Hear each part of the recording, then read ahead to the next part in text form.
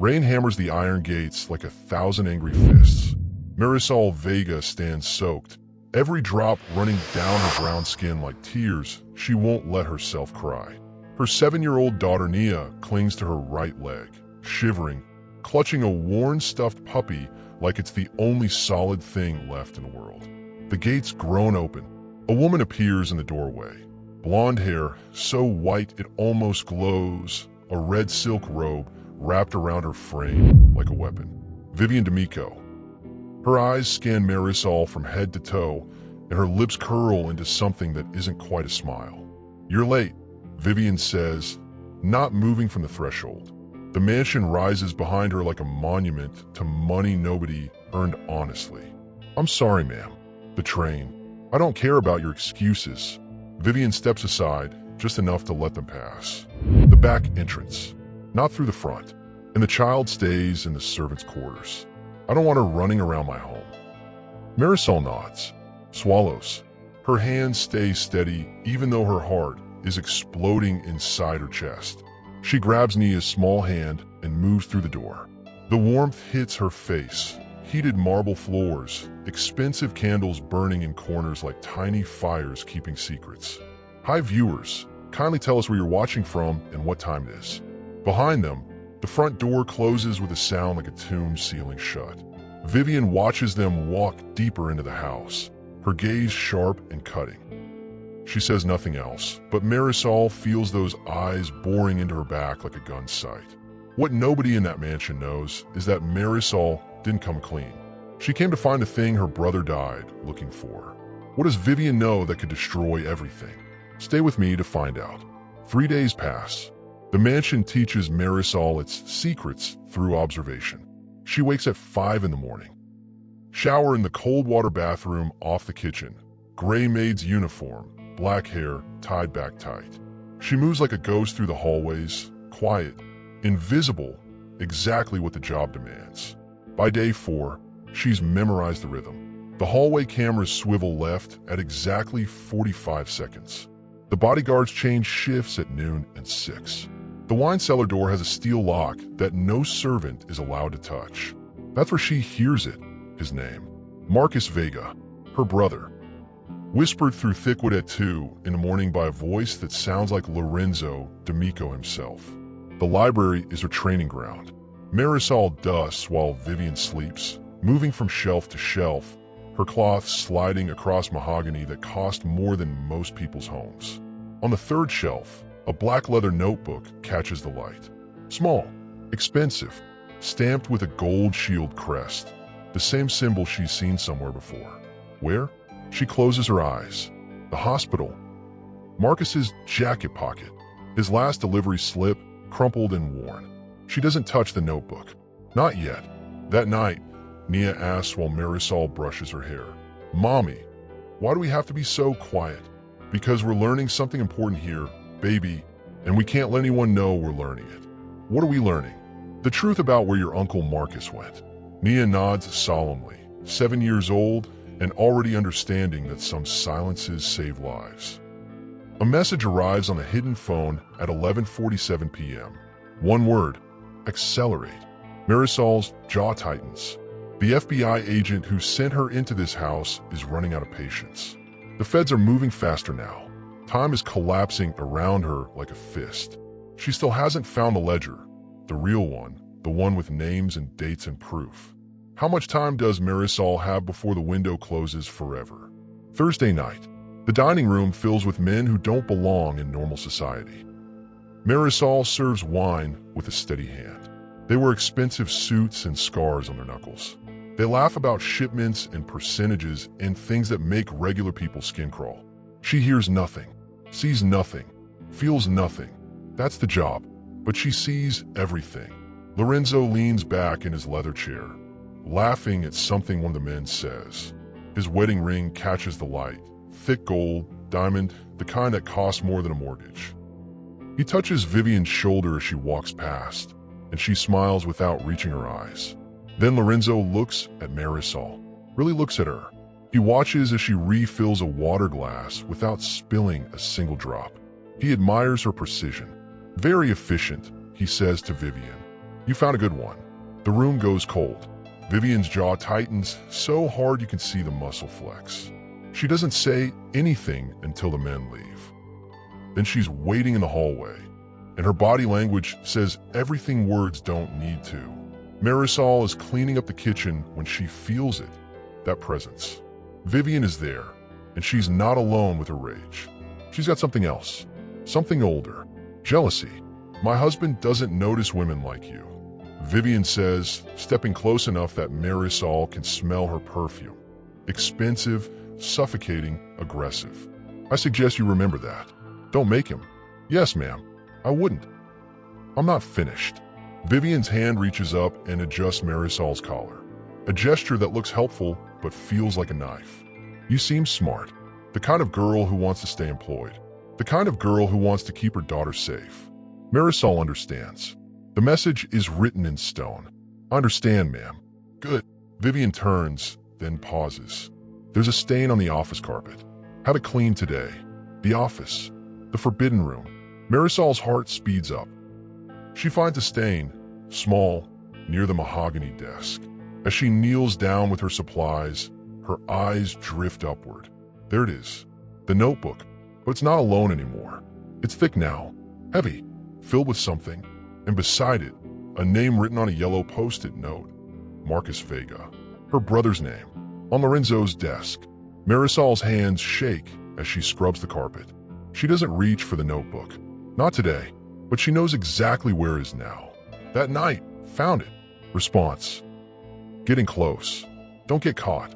What will happen when Vivian realizes Marisol knows too much?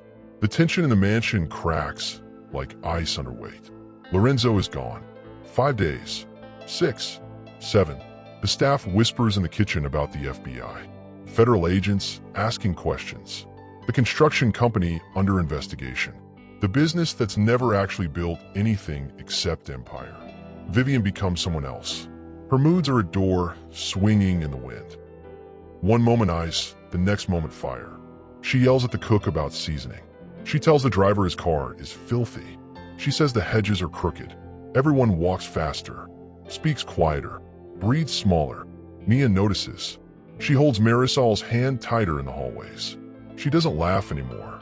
The stuffed puppy is glued to her chest, even during breakfast. But Marisol keeps working. She cleans the office when Lorenzo is gone. She memorizes the layout. She learns the desk has a false bottom. She saw Lorenzo open it once and heard the mechanism click. She learns the wine cellar isn't empty like the staff jokes. She hears footsteps down there. Men talking. Boxes moving. She's learned where the surveillance cameras have blind spots. 3 locations. The hallway near the kitchen, the corner of the office, and the back stairs overlooking the terrace. On day 8, Vivian sits in the parlor with her wine glass, watching the news. The anchor is talking about organized crime families. When they show Lorenzo's face, a photograph from an old newspaper article, Vivian's hand squeezes so hard her glass cracks. She doesn't move, doesn't react, just sits there, staring at her husband's face on the screen while red wine drips like blood onto white marble. Marisol is dusting nearby. She pretends she sees nothing. That night, a message, 48 hours. We move in 2 days. You need to have it by then. 48 hours. That's the countdown nobody knows is ticking. How will Marisol get the ledger without getting caught? And without destroying her daughter? Thursday morning. The kitchen smells like fresh bread and expensive coffee. Vivian hasn't slept. Her eyes are rimmed in red. Her hands move too fast, like she's fighting something internal. Her red silk robe drapes over her shoulders like she never took it off yesterday. Lorenzo didn't come home last night. She walks into the kitchen like a storm approaching, like the sky right before lightning. She doesn't speak at first, just pours black coffee and stares out the window at the driveway, waiting for a car that isn't coming. Coffee, she snaps at the chef. I said hot. This is garbage. Yes, ma'am. Right away. Marisol is in the corner, cutting berries into Nia's oatmeal bowl. Small pieces, the way 7-year-olds need. Nia is sitting at the servant's table, swinging her legs, humming to herself. The stuffed puppy rests on the chair beside her. I made it clear, Vivian says. Her voice is directed at Marisol now. "No children in my kitchen. I'm sorry, ma'am. She just wanted. I don't care what she wanted. She doesn't belong here." Marisol reaches for Nia's hand. "Come on, baby. We're gonna eat in the room." But Nia looks at the stove. A large pan of olive oil is heating up, bubbling now, getting hotter. Vivian's been planning to use it for something. Nia's eyes go wide, watching the oil dance and shimmer. "Come on, Nia," Marisol says again, firmer. Vivian whips around. She's holding her fresh coffee cup, and her face is twisted into something ugly and desperate. "Did I say you could leave? I'm talking to you." Marisol stops. The coffee cup in Vivian's hand shakes. "You know what I think?" Vivian steps closer. "I think you're smarter than you're pretending. I think you watch this house like you're taking inventory. I think you're waiting for something." Marisol's blood turns to ice. "Am I right?" Vivian takes another step. Close enough now that Marisol can see the fear in her eyes. Real fear. "Are you a thief? Is that what you are? Are you here to rob us?" "No, ma'am. I would never." Nia stands up from the table. She walks toward them with that innocent curiosity children have, completely unaware. She reaches up toward the pan on the stove, the one with the bubbling oil. "What's that?" Everything happens at once. Vivian spins around. Startled by Nia's movement, she throws her hands out.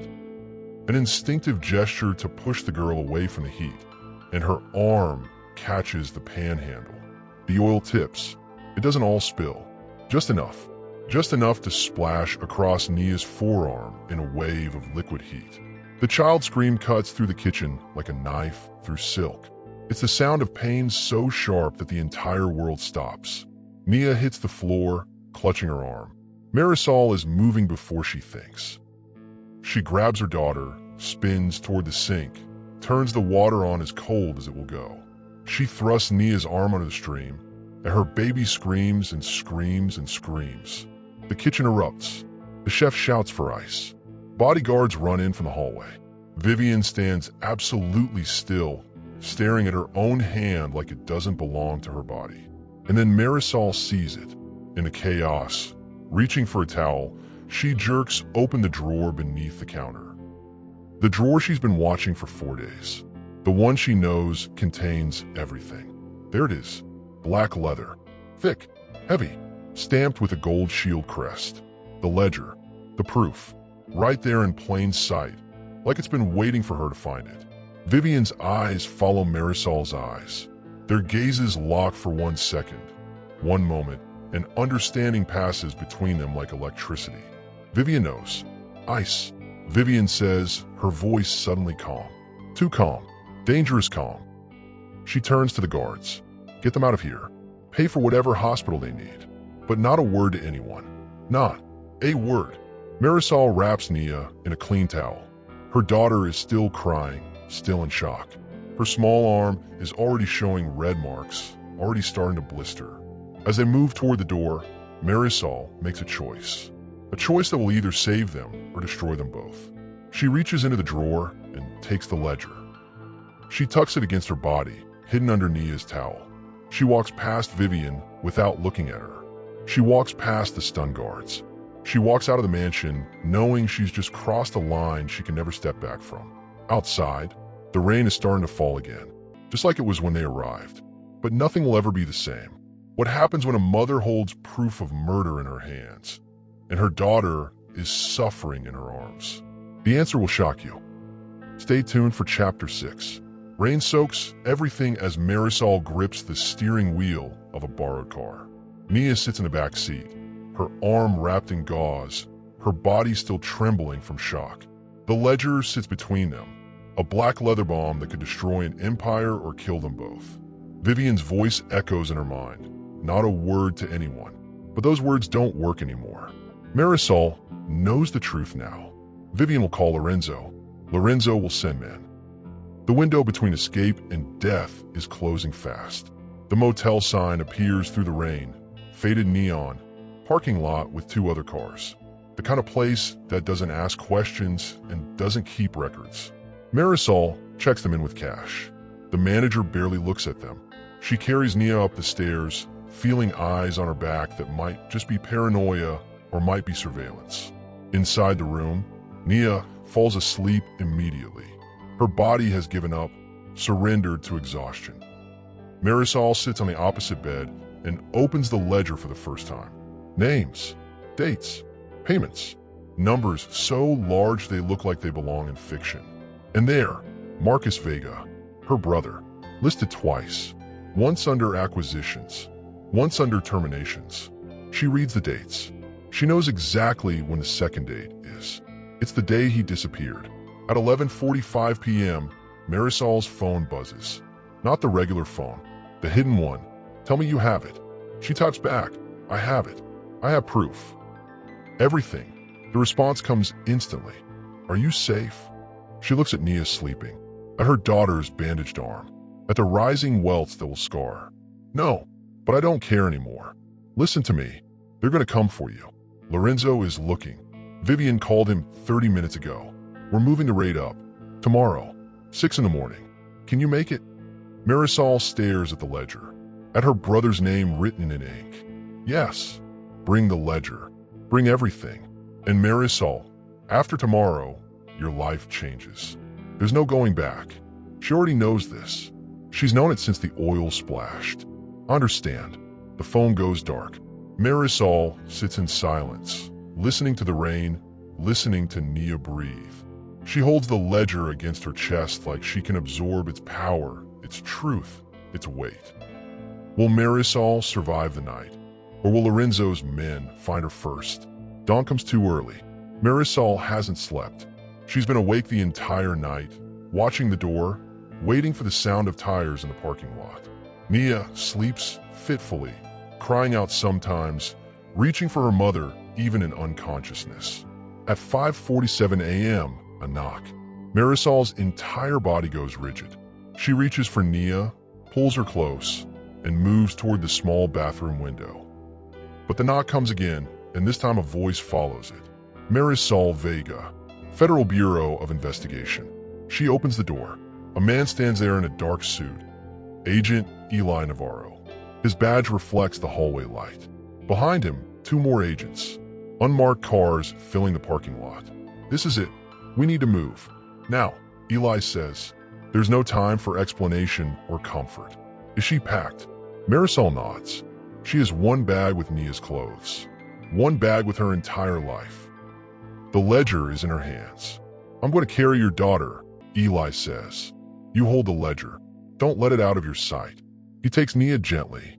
The child wakes up confused but doesn't cry. Something in Eli's voice makes her trust him. Or maybe she's just so tired that trust doesn't matter anymore. The ride to FBI headquarters takes 40 minutes. Marisol sits in the back seat of the car, the ledger on her lap, watching the city wake up around her. Normal people going to normal jobs. None of them know that the world is about to break open. Inside FBI headquarters, there's a conference room with a long table and coffee that tastes like metal. Eli sits across from her with 2 other agents. Nia is in a separate room with a victim advocate, a woman named Dr. Patricia Okafor who specializes in child trauma. The ledger is everything we've been looking for, one of the agents says. His name is Agent Morrison, and his voice sounds like concrete. It documents every transaction, every person, every hit. This is enough to take down the entire D'Amico operation. My brother, Marisol says. Her voice is steady. She's waited so long to say this out loud. Marcus Vega. He's listed as a termination. On July 23rd, 2 years ago. Eli nods. We know. We found his body last year. We've been building this case since then. We just needed proof of who gave the order. Lorenzo and Vivian. They both signed off on it. The ledger proves that. Marisol feels something shift inside her chest. It's not relief exactly. It's the opposite of waiting. It's the moment when waiting becomes knowing, when not knowing becomes memory. What happens now, she asks. Now, Eli says, we go get them. How will Vivian react when she realizes Marisol has taken everything from her? Proof, empire, future, freedom. Chapter 8. The raid is scheduled for 6 a.m. at the D'Amico estate. Marisol is not supposed to be there. The plan says she stays in a safe house while the agents do their work. But at 5:45 a.m., something inside her breaks open. She spent 4 days cleaning that house. She spent 4 days watching those people destroy lives. She spent 4 days pretending to be invisible while being watched. She tells Eli, "I'm coming with you." "That's not protocol," he says. "I don't care about protocol. That's my brother's killer in that house. I'm coming." Eli looks at her for a long moment. Then he nods. "Stay behind me. Don't say anything. Don't touch anything. Just observe. Understand." "I understand." The convoy of black SUVs pulls up to the gates at exactly 6 a.m. The gates don't open. They get rammed open. The sound is like thunder. 20 agents pour out, weapons drawn, moving with the precision of people who do this every day. The front door splinters. Windows are breached. They're shouting. Federal agents announcing their presence, their power, their authority. This is not a request. This is not a negotiation. Marisol walks through the front door of the D'Amico mansion for the last time. The foyer is chaos. Guards are being detained. Staff members are being questioned. Evidence is being collected. Lorenzo comes down the main staircase in his silk pajamas, confusion and rage warring on his face. He sees Eli. He sees the agents. And then he sees Marisol. Recognition flashes. Understanding crashes down on him like a wave. "You," he says, and his voice is ice and fire at the same time. "You set us up. You came into my home as a spy. I came into your home as someone who needed answers," Marisol says. Her voice doesn't shake. "I came looking for my brother, and I found him." An agent moves Lorenzo toward the waiting handcuffs. He struggles, but there are too many of them. He keeps looking back at Marisol as they take him away. Then Vivian appears at the top of the stairs. She's wearing her red silk robe. Her hair is perfect. Her makeup is flawless. She's maintained her armor, even as everything collapses around her. She sees Marisol standing in the foyer, and for one moment, the mask cracks. She understands that she's been undone by a maid, by a woman she thought was invisible, by someone she believed didn't matter. "You destroyed everything," Vivian hisses as agents guide her down the stairs. Marisol steps forward. Her eyes meet Vivian's eyes, and in that moment, all the fear is gone. All the uncertainty is gone. There's only clarity. "You poured oil on my daughter," Marisol says, her voice steady as stone. "But you poured gasoline on your own empire." Vivian's face twists. She tries to lunge at Marisol, but the agents hold her back. They read her rights as she screams. They lead her to the waiting vehicle. The red silk robe drags on the marble floor as they take her away. Will the truth finally bring Marisol the peace she's been searching for? Or is justice just another kind of wound? 6 months later, Marisol sits in a small cafe near Washington Square Park. The morning sun is warm on her face. Nia is beside her, drawing pictures with a colored pencil. Her arm has healed. The scars are still there, but they're fading. They'll eventually become part of her story instead of defining it. Eli Navarro walks in with a manila envelope. He sits down without being invited. That's their friendship now. No more formality, just two people who survived something together.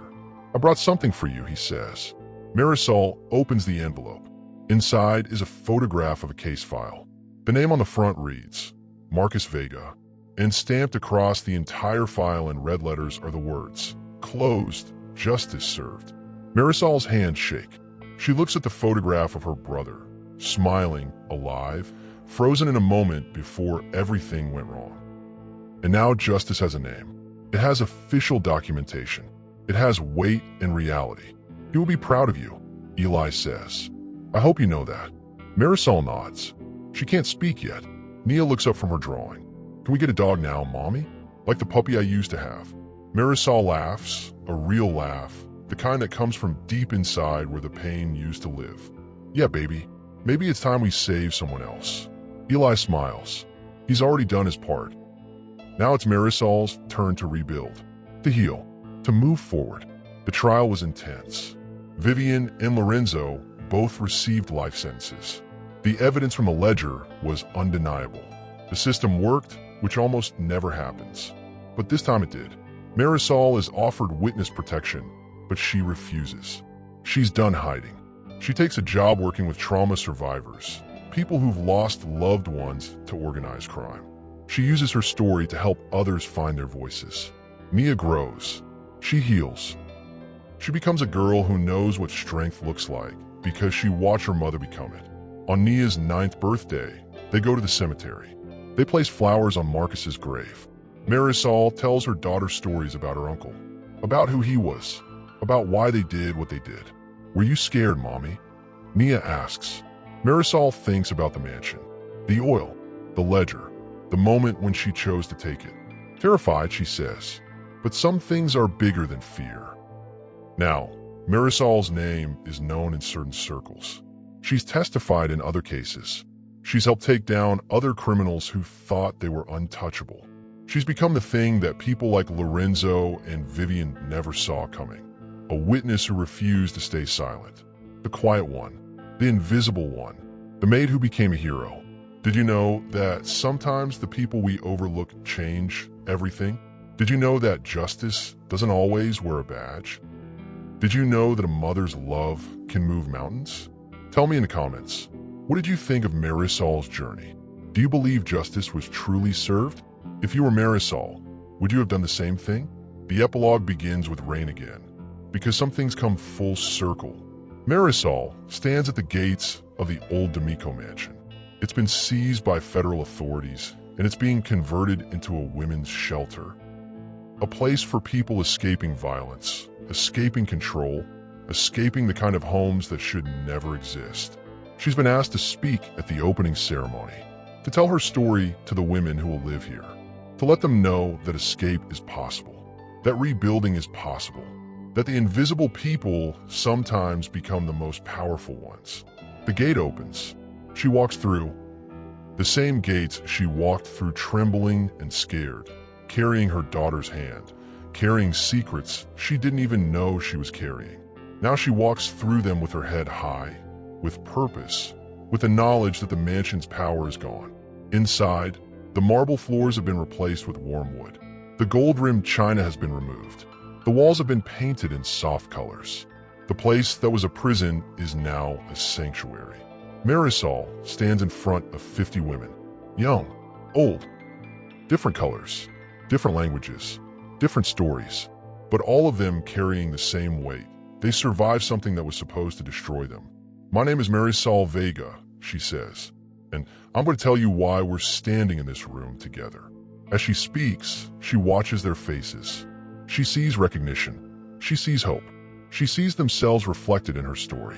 When she finishes, the women applaud. Some of them cry. Some of them come up afterward and hug her. One woman with dark eyes and a scar on her neck says, "Thank you for showing us we can fight back." Marisol hugs her.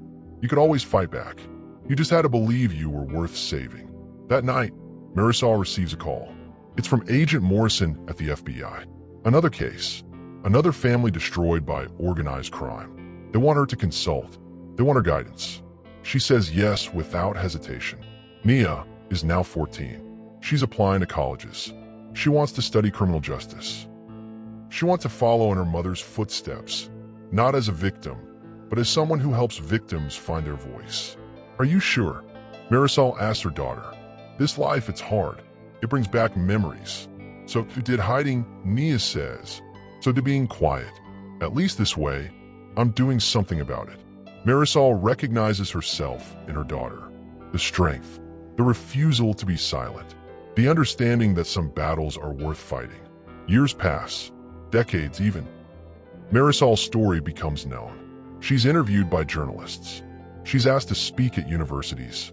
She's invited to meetings with law enforcement agencies. The invisible Maid has become a visible force for change. But she never forgets the beginning. She never forgets the rain or the gates or the fear. She never forgets the moment she saw the ledger. She never forgets the sound of oil splashing or the scream of her daughter. Those memories don't fade. They transform. They become fuel instead of poison. They become purpose instead of trauma. One day, Marisol is approached by a producer from a major streaming service. They want to make her story into a series. They want the world to know what happened inside the D'Amico mansion.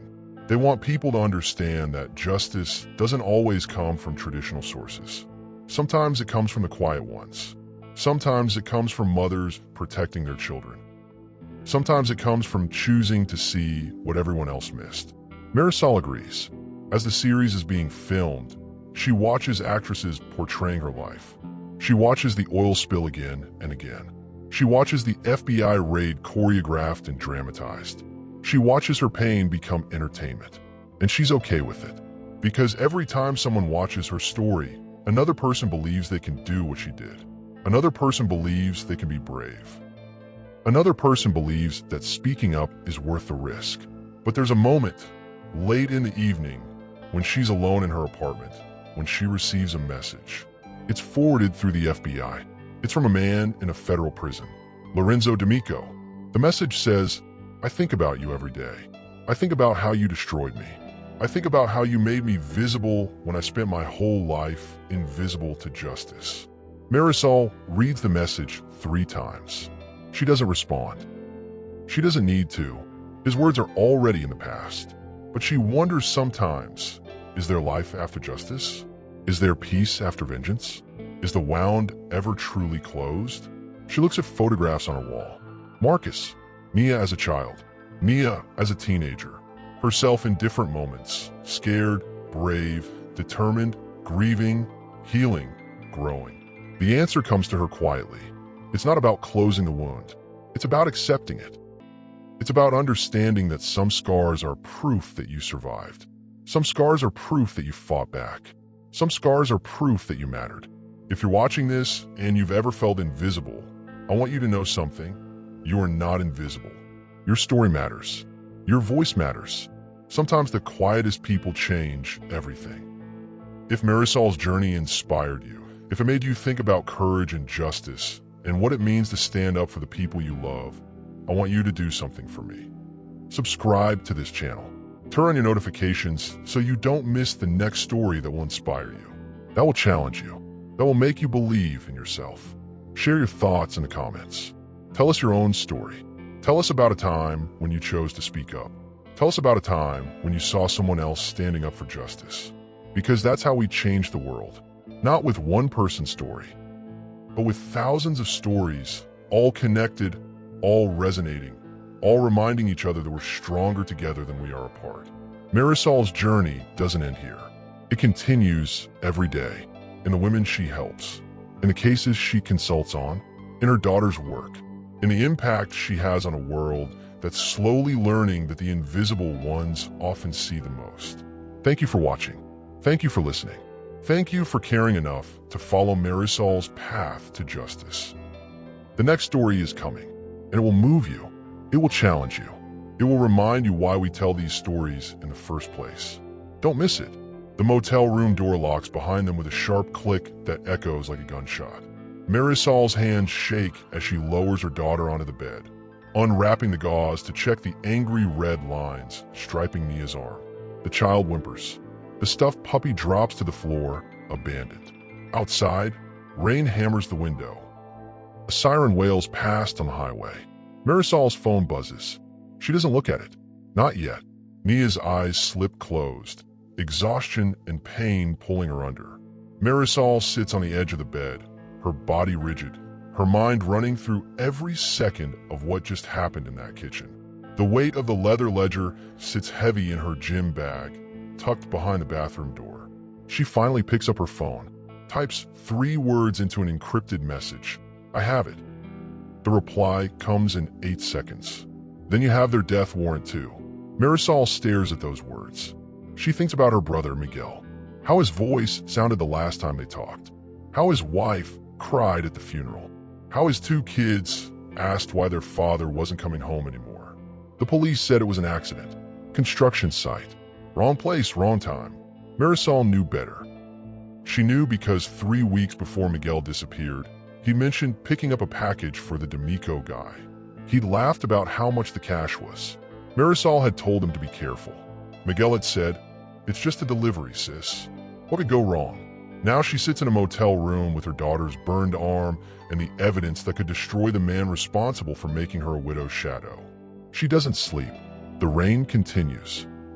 Mia's breathing settles into the rhythm of deep sleep. Marisol opens the ledger just enough to see the first page. Names, dates, dollar amounts that make her stomach twist. Her brother's name appears on page 7, written in Lorenzo's own hand, next to a single word, eliminated. A sound outside makes her freeze. Footsteps? Or just the storm? Her hand moves to the ledger, ready to hide it. But the footsteps pass. A car door slams in the distance. The night swallows it whole. By 3 in the morning, Marisol has made her choice. She texts back, "I'm going public." The response is immediate. "They'll kill you." She looks at her daughter, sleeping beside her, arm wrapped in white bandage, still clutching the stuffed puppy even in sleep. The girl's breathing is steady. Safe. For now. Marisol types back. "Then let them find justice waiting." She sets the phone down and stares at the ceiling, counting the cracks in the plaster like they're sins she needs to remember. Detective Eli Navarro arrives at the motel at exactly 5 in the morning. He doesn't knock. He uses the key card Marisol had slipped to him weeks ago during a fake bathroom break at the mansion. The lock clicks. He enters with the kind of quiet that comes from someone trained in silence. Marisol sits at the small desk, the ledger open in front of her. The room smells like burned skin and fear. She doesn't look up as Eli closes the door behind him. "You shouldn't have taken it," he says, not as a question. "Then how will we prove it?"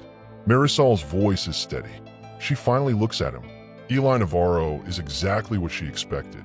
Mid-40s, tired eyes that have seen things that don't wash out, a suit that costs more than her monthly rent. He's the kind of cop who trades his soul for justice. He did it years ago and learned to live with the death. Eli moves to the desk and looks at the ledger. Pages filled with names. Some names appear once. Others appear multiple times. Next to each name, either a dollar amount or status. Pending, completed, delayed. "This is everything," Eli says quietly. He flips through pages and his jaw tightens. "My God, there are 43 names here." 44, Marisol corrects. She points to a page near the back. "My brother's entry is page 7, but there are 3 more entries after the last date. They're encoded, but I know what they mean. 3 people, 3 weeks from now." The next victims. Eli looks at her, really looks at her for the first time. "You understand what you've done? Vivian will have the FBI investigating her for negligence. Lorenzo will know someone from inside the house betrayed him. And when he puts the pieces together, he'll come after me," Marisol finishes. "I know. Your daughter. My daughter is alive because I did this." Marisol's voice cuts like wire. "My daughter is alive, and her arm will heal. But those other kids, the other families waiting for their loved ones to come home, their wounds never heal. They just bleed out day after day until there's nothing left." Mia stirs on the bed, but doesn't wake. The stuffed puppy rolls slightly as she shifts. Eli sits down across from Marisol. He pulls out his phone and makes a call. "We move today. Full operation. Get the warrant approved. Bring the team. I want surveillance on the D'Amico estate by 6. He listens to whoever's on the other end, then hangs up. He looks back at Marisol. "In 6 hours, the FBI raids that house. You'll be there, walking in the front door like nothing's wrong. Vivian will see you, and she'll know." "Good," Marisol says. Eli stands up. "You're braver than you should be." "No," Marisol says. "I'm more angry than I should be." "That's different." The limousine pulls up to the D'Amico gates at exactly 6:30 in the morning. Marisol sits in the back seat, her hands folded in her lap, her face empty. She's wearing the uniform, dark dress, white apron, the same one Vivian has called her that made in for the last 3 weeks. Her heart pounds against her ribs like it's trying to escape. Through the tinted window, she can see the guards at the gate. They barely glance at the car. She's been coming and going for weeks. She's invisible. That's the whole point. The gates slide open. The car rolls through.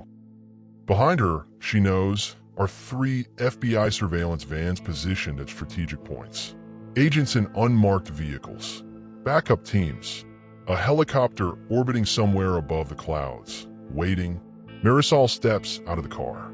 The morning is gray and cold. The mansion looms ahead like it's holding its breath. She walks to the service entrance, uses her key. The kitchen is empty. The chef doesn't arrive until 7. She moves through the hallways, counting steps, knowing exactly where every camera is positioned. In the back office, she pulls the black leather ledger from inside a hollowed-out cookbook and places it carefully on the dining room table, right beneath the chandelier.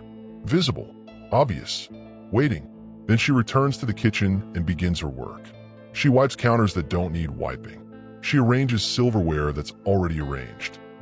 She moves like a ghost through a house full of sleeping secrets. At 6:55, Vivian descends the staircase in her crimson silk robe. She looks tired. There are dark circles under her eyes. She hasn't slept. She knows something is wrong, but can't name it. She can feel it like a rash under her skin. Coffee. She barks at Marisol. Now. Yes, ma'am, Marisol says. Her voice doesn't shake. She doesn't smile. She doesn't make eye contact. She simply moves toward the coffee maker with the same mechanical precision she's had for 3 weeks. Vivian paces the kitchen, her heels clicking against the marble. Click, click, click, like a countdown. She stops at the dining room entrance and sees the ledger on the table. Her face goes pale. What is that doing out? She whispers. Before Marisol can answer, the sound of engines floods the property. Multiple vehicles. The crunch of gravel under heavy tires. Shouts. Radio static. Vivian runs to the window. Black SUVs are pouring through the gates. Agents in windbreakers and tactical gear are moving across the manicured lawn like a wave of justice. The front door crashes open. FBI. Voices thunder through the mansion. Everybody down. Search warrant. Search warrant. Vivian's hands fly to her mouth. She turns to where Marisol was standing, but Marisol has already moved to the center of the kitchen, standing beside Agent Eli Navarro as he enters through the service door. Vivian's eyes widen in slow recognition, then faster, and like a dam breaking. She looks at Marisol's face, sees the truth written in every feature she never bothered to look at closely enough. You, Vivian breathes. You set me up? Agents surge through the mansion like water through a broken levee. They seize the ledger from the dining table. They move into the office, the wine cellar, the study.